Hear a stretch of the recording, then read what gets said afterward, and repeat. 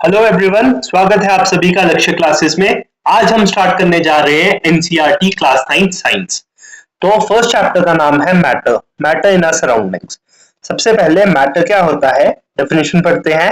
Anything that occupies space and has mass is called matter. Example के तौर पे एक स्टोन लेते हैं, ठीक है।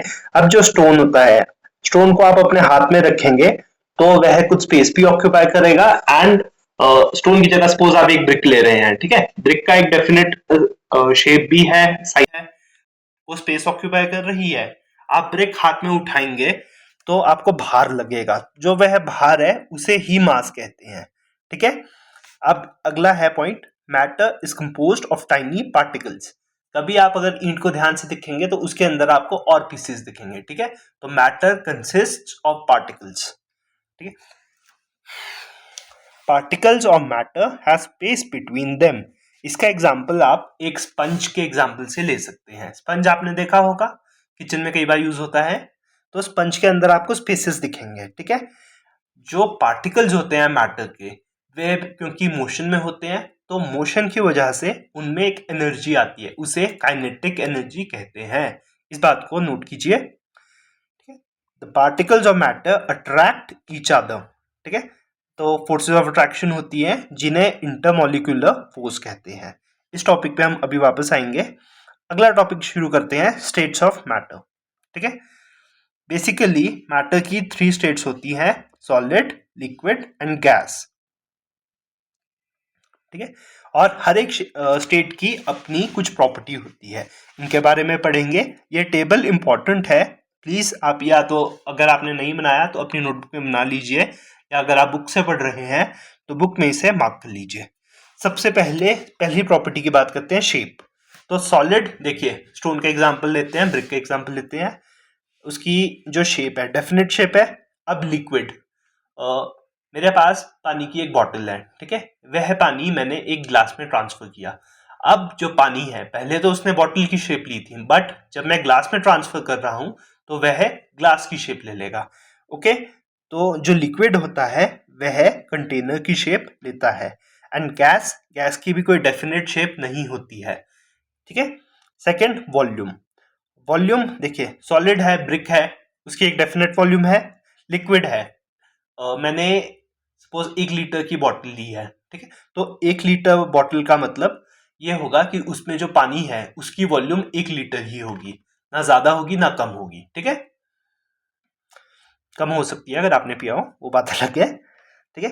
एंड गैस की बात करें, गैस की कोई डेफिनेट वॉल्यूम नहीं होती।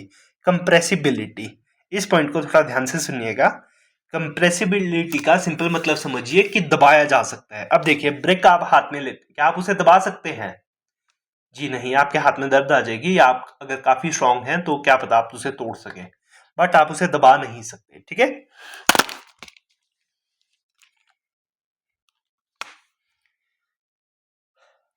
सेकेंड पॉइंट है लिक्विड। लिक्विड की वॉल्यूम डेफिनेट होती है, सॉरी कंप्रेसिबिलिटी बहुत कम होती है। अब थर्ड आता है गैस। गैस की कंप्रेसिबिलिटी बहुत हाई होती है। एग्जाम्पल के तौर पे आपके घर में एलपीजी सिलेंडर होगा। एलपीजी की फुल फॉर्म क्या होती है, कमेंट्स में बताइए। अगर किसी को नहीं पता कि एलपीजी की डेफिनेशन क्या होती है, सॉरी फुल फॉर्म क्या होती है, कोई बात नहीं। LPG stands for liquefied petroleum gas,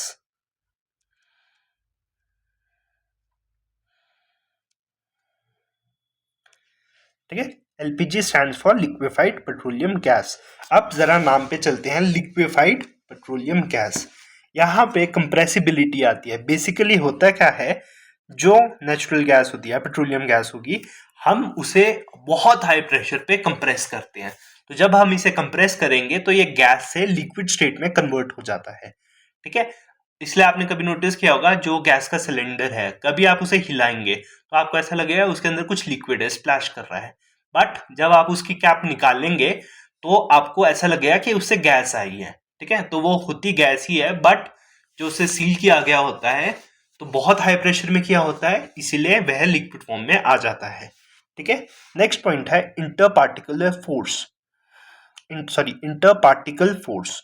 तो याद रखिए सॉलिड में ये हाईएस्ट होती है, सबसे स्ट्रॉन्गेस्ट होता है, ठीक है। लिक्विड में कंपैरेटिवली वीकर होता है एंड गैस में वीकेस्ट होता है। काइनेटिक एनर्जी देखिए, क्योंकि सॉलिड के पार्टिकल्स एक तो डेफिनेट शेप में है एंड डेफिनेट वॉल्यूम में है, ठीक है, तो क्या होता है जो उसकी काइनेटिक एनर्जी है वह भी सबसे कम होती है। लिक्विड में कंपैरेटिवली हायर होती है, बट जो गैस होती है उसमें काइनेटिक एनर्जी बहुत हाई होती है। याद रखेंगे। अरेंजमेंट, ठीक है, एक आपके बुक में शायद डायग्राम भी होगा अरेंजमेंट। अब अगर हम सॉलिड की बात किया जाए, सॉलिड में अरेंजमेंट कैसा होता है? सॉलिड में आपका अरेंजमेंट कुछ इस टाइप का होगा कि बहुत टाइटली पैक किया होगा, जो पार्टिकल्स होंगे सॉलिड के बहुत टाइटली पैक्ड होंगे, ठीक है। बट अगर हम लिक्विड लेंगे, लिक्विड में क्या होगा, जो पार्टिकल्स हैं वो फिर भी काफी लूज होंगे। एंड अगर हम गैस की बात करें तो गैस में वेरी वेरी लूजली पैक्ड होते हैं, ठीक है। यानी कि सपोज ये एक यूनिट है, एक यूनिट में सिर्फ मुश्किल से 2 पार्टिकल्स होंगे गैस के, ठीक है। यहां तक समझ आया? आगे बढ़ते हैं। Change of state of matter, तो जैसे एलपीजी का एग्जांपल था, एलपीजी में हमने क्या यूज किया था? प्रेशर। एक दूसरा क्या होता है? टेम्परेचर। एग्जांपल के तौर पे अगर आप पानी को गर्म करेंगे तो पानी गर्म होने के बाद धीरे धीरे बॉईल करना शुरू हो जाएगा, स्टीम बनना शुरू हो जाएगी। तो जो स्टीम होती है वह क्या होता है? वाटर वेपर, यानी कि गैस, ठीक है। तो लिक्विड गैस में कन्वर्ट होता है। तो यहाँ पे कुछ डेफिनेशंस आएंगी, इनको हम अच्छे से पढ़ेंगे, याद करेंगे। सबसे पहले मेल्टिंग, ठीक है। मेल्टिंग इसे फ्यूजन भी कहते हैं, बेसिकली सॉलिड टू लिक्विड। याद कैसे करेंगे? मेल्ट, क्या मेल्ट हो रहा है? बटर। बटर कौन सी स्टेट में है? सॉलिड। तो बटर मेल्ट होके लिक्विड बन जाता है, यानी सॉलिड टू लिक्विड। तो डेफिनेशन क्या होगी? The temperature at which a solid melts into liquid at atmospheric pressure, ठीक है, that is called melting point, ठीक है।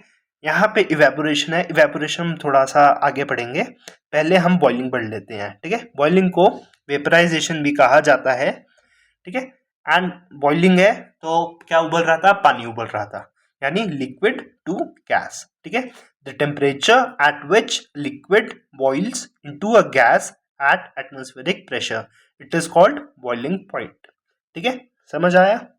मेल्टिंग क्या हुआ? Solid to liquid. बॉइलिंग क्या हुआ? लिक्विड टू गैस, ठीक है।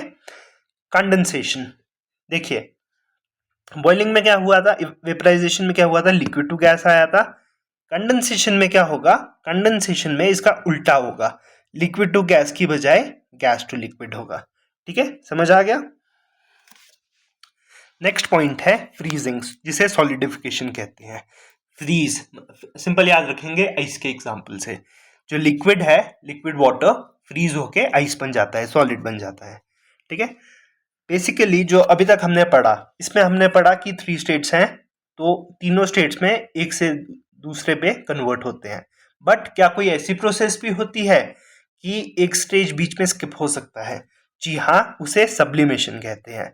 सब्लिमेशन में क्या होता है? Solid directly converts to gas.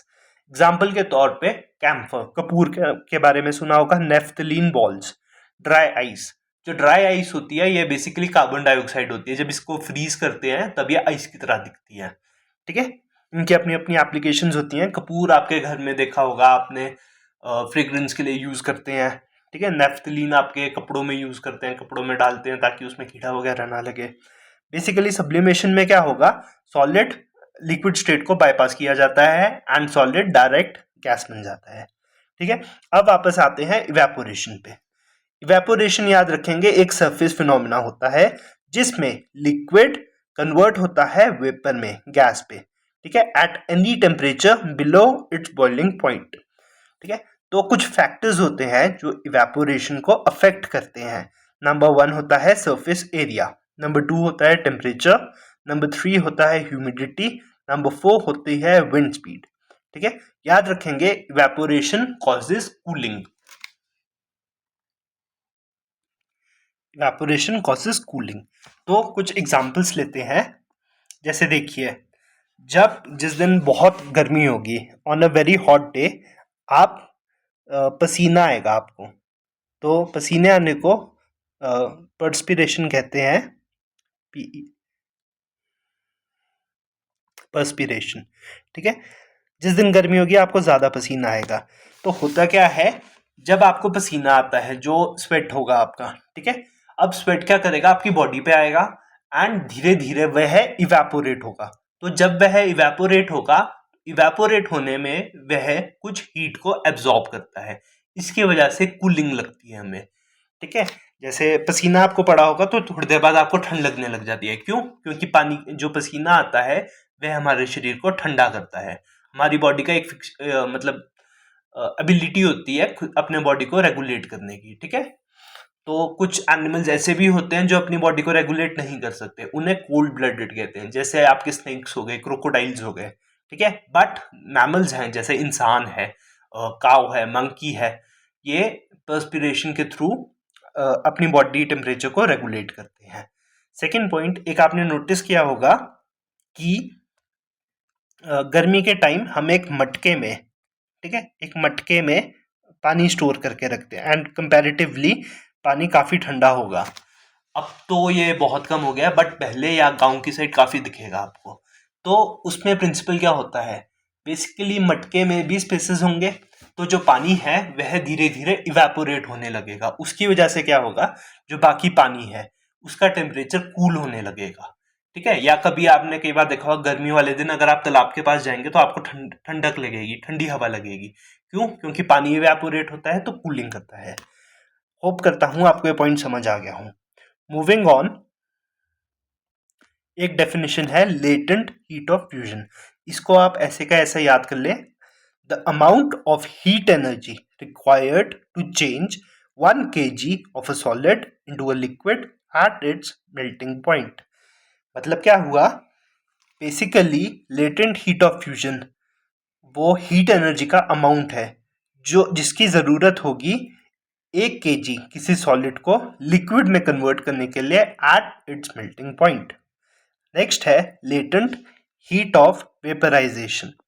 यह क्या होगी, the amount of heat energy required to change 1 kg of liquid into gas at its boiling point. तो ज़्यादा टफ नहीं है। फ्यूजन क्या होता था, अभी हमने पीछे पढ़ा था, एक बार वापस चलेंगे। फ्यूजन क्या होता है, मेल्टिंग। ठीक है, basically amount of heat energy, melt क्या होगा, solid to liquid, butter melt हो रहा है, याद करेंगे। ठीक है, तो जो हीट एनर्जी चाहिए आपको उसको लेटेंट हीट ऑफ फ्यूजन कहेंगे। वेपराइजेशन क्या होता था, वेपर कहाँ बनते थे, जब पानी बॉईल होता है। पानी कौन सी स्टेट में है, लिक्विड, तो लिक्विड टू गैस। ठीक है, समझ आया आपको। नेक्स्ट पॉइंट है आपका ह्यूमिडिटी। ठीक है, ह्यूमिडिटी आपने ज्योग्राफी में भी सुना होगा। ह्यूमिडिटी बेसिकली होता क्या है, ये अमाउंट ऑफ वाटर वेपर होता है जो हवा में प्रेजेंट होगा। फॉर एग्जाम्पल, जैसे आप अगर एक कंडीशन लेते हैं हम, डेजर्ट, रेगिस्तान। रेगिस्तान में क्या है, मॉइस्चर नहीं आता ना हवा में, हवा सूखी सूखी होती है, तो वहां पे ह्यूमिडिटी कम होती है। बट अगर आप हिल्स में जाएंगे तो हिल्स में आपको ह्यूमिडिटी ज्यादा मिलेगी। ठीक है, नेक्स्ट है प्रेशर। प्रेशर बेसिकली होता क्या है, प्रेशर दबाव होता है। ठीक है, तो उसका यूनिट याद रखेंगे, एक यूनिट होता है पास्कल। ठीक है, नॉर्मली ये यूज होता है पास्कल। ठीक है, टेम्परेचर, टेम्परेचर के लिए हम 2 यूनिट्स यूज कर रहे हैं, एक और होता है फ़ारेनहाइट, आपने सुना होगा उसके बारे में थर्मोमीटर में, बट हम नॉर्मली यूज करते हैं सेल्सियस एंड केल्विन। अब इनके बीच में एक रिलेशन है, इस रिलेशन पे नजर मारिएगा एंड इसे कहीं लिख लीजिएगा, एक आपका न्यूमेरिकल इसी के ऊपर आ जाएगा। ठीक है, तो जो भी आपके पास टेम्परेचर दिया गया है, सपोज केल्विन में टेम्परेचर दिया गया है, आपको उसको सेल्सियस में कन्वर्ट करना है, या आपके पास सेल्सियस में टेम्परेचर दिया गया है, आपको केल्विन में कन्वर्ट करना है, तो आप ये इक्वेशन यूज करेंगे। ठीक है, सपोज आपको केल्विन का निकालना है तो आप सेल्सियस की वैल्यू लगाइए प्लस 273.15 ऐड कर दीजिए। सेल्सियस में निकालना है, जो आपके पास केल्विन में टेम्परेचर गिवन होगा वो माइनस कर दीजिए उसमें 273.15। होप आपको समझ आया। हम जल्द लौटेंगे एक नई वीडियो के साथ। थैंक यू, लाइक कीजिए, शेयर कीजिए, सब्सक्राइब कीजिए।